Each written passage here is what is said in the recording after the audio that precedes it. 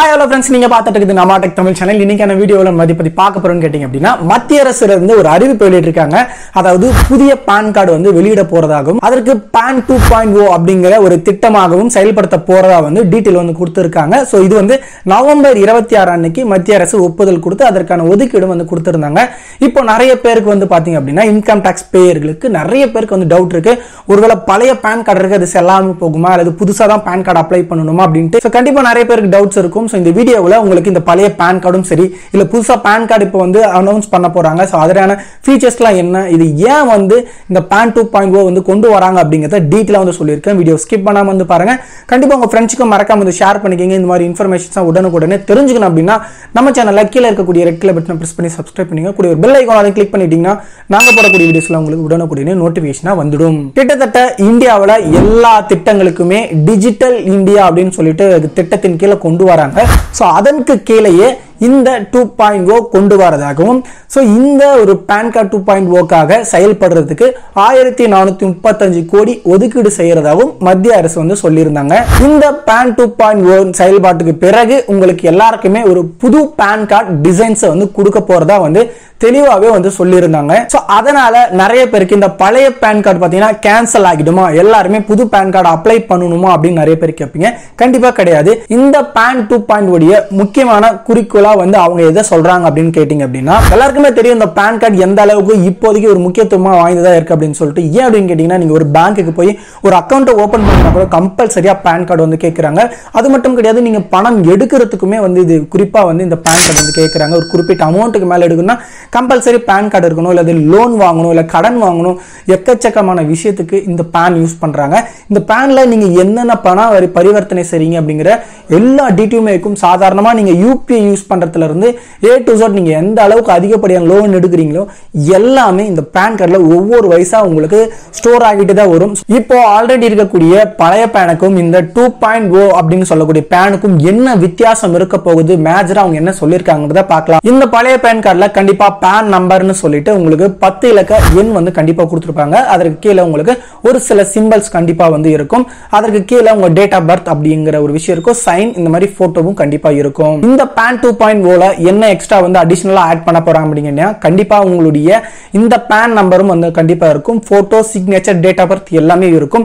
இதற்கு கூட என்ன கொடுத்திருக்காங்கன்னா QR வசதி கொண்ட ஒரு PAN-ஐயும் வந்து வழங்க போறதா இந்த 2.0ல வந்து கொடுத்திருக்காங்க.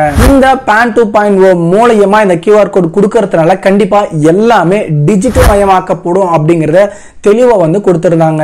சோ அதற்கு பிறகு இந்த 2.0ல இருக்கக்கூடிய பெனிஃபிட்ஸ் பத்தி அவங்க என்ன சொல்லிருக்காங்க அப்படின்னு கேட்டிங்க அப்படின்னா ஆல்ரெடி நம்ம PAN கார்டு 2 வெப்சைட் மூலமா வருது. அது உங்களுக்கு ஆல்ரெடி தெரிஞ்சிருக்கும். இது எல்லாத்தையுமே கிளியர் பண்ணி ஒரே வெப்சைட் மூலமா, அதாவது ஒரே இணையதளம் மூலமா நீங்க இந்த PAN வசதியை டீடைல் எல்லாமே கிளியரா வந்து செக் வந்து பண்ணிக்கலாம் அப்படிங்கறத கொடுத்திருக்காங்க. இந்த PAN 2.0 வந்த பிறகு ஒரு சில இஷ்யூஸ், அதாவது இன்கம் டாக்ஸ்ல உங்களுக்கு ஏதாவது ப்ராப்ளம் இருந்துச்சு அப்படின்னா கண்டிப்பா இதை அறிமுகப்படுத்தின பிறகு உங்களுக்கு சீக்கிரமே, அதாவது கூடிய விரைவில் இந்த இஷ்யூஸ் எல்லாம் சால்வ் பண்றதுக்கு ஈஸியா இருக்கும் அப்படிங்கறத இந்த ஒரு விஷயத்தை வந்து சொல்லியிருக்காங்க. அதுக்கு பிறகு ஒரு முக்கியமான விஷயத்தை எல்லாருமே தெரிஞ்சுக்கூடிய விஷயம் என்னன்னு வந்து கேட்டீங்க அப்படின்னா இந்தியாவில் ஒரு நபர் லைஃப் டைம்ல ஒரு PAN கார்டு தான் வந்து வச்சிருக்கணும். ஒருவேளை நீங்க தவறுதலா 2 அல்லது 3 வச்சிருந்தீங்க அப்படின்னா கண்டிப்பா இந்த கார்டுகளை, தேவையில்லாத கார்டுகளை கண்டிப்பா நீங்க இந்தியா கிட்ட வந்து அதை சரண்டர் வந்து பண்ணணும். சோ அது ப்ராசஸ், கரெக்டான ப்ராசஸ். நீங்க இன்கம் டாக்ஸ் பே பண்றீங்க, இல்ல 1-2 மேல PAN இருக்கு அப்படின்னா கண்டிப்பா எதனா ஒரு கார்டு மட்டும் வச்சுக்கணும், மீதி கார்டுகளை கண்டிப்பா சரண்டர் வந்து பண்ணணும். இதை தெளிவா தெரிஞ்சுங்க. ஒருவேளை எக்ஸ்ட்ரா கார்டு வச்சிருந்தீங்க அப்படின்னா நீங்க வந்து 10,000 ரூபாய் அதிகபட்சமா நீங்க ஃபைன் வந்து பே பண்ற மாதிரி இருக்கும். அதாவது இந்த QR கோடு இருக்கிறதுனால கண்டிப்பா உங்களுக்கு சைபர் செக்யூரிட்டி இன்னுமே மேம்படுத்தப்படும் அப்படிங்கிற ஒரு விஷயத்தை வந்து கொடுத்திருக்காங்க. இப்போ நிறைய பேர் கேட்கக்கூடிய இந்த பழைய PAN கார்டு அப்போ வேஸ்ட் அப்படின்னு வந்து கேட்பீங்க. சோ கண்டிப்பா அது வேஸ்டே கிடையாது. நிறைய பேர் கேட்கக்கூடிய விஷயம், இந்த மாதிரி 2.0 கொடுத்த பிறகு பழைய PAN கார்டு வந்து வேஸ்டா, கேன்சல் பண்ணிடுவாங்களா அப்படின்னு நிறைய பேர் வந்து கேட்கறீங்க. சோ கண்டிப்பா வந்து அந்த மாதிரி விஷயமே வந்து கிடையாது. 100% நீங்க வந்து இந்த பழைய PAN கார்டு இருந்துச்சுன்னா தாராளமா நீங்க வந்து செயல்படுத்த முடியும். இது வந்து இந்த 2.0 வந்த பிறகு இது நீங்க அப்டேட் வந்து பண்ணிக்கிட்டீங்க அப்படின்னா இன்னுமே வந்து சிறந்ததா வந்து இருக்கும் அப்படிங்கிற ஒரு விஷயத்தை வந்து சொல்லியிருக்கிறாங்க.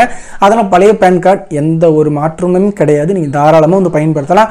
ஒருவேளை நான் வந்து புதுசா வந்து அப்டேட் வந்து பண்ணணும் அப்படின்னா நீங்க தாராளமாக வந்து இந்த 2.0 அறிமுகப்படுத்தின பிறகு நீங்கள் வந்து தாராளமாக வந்து அப்டேட் வந்து பண்ணிக்கலாம்.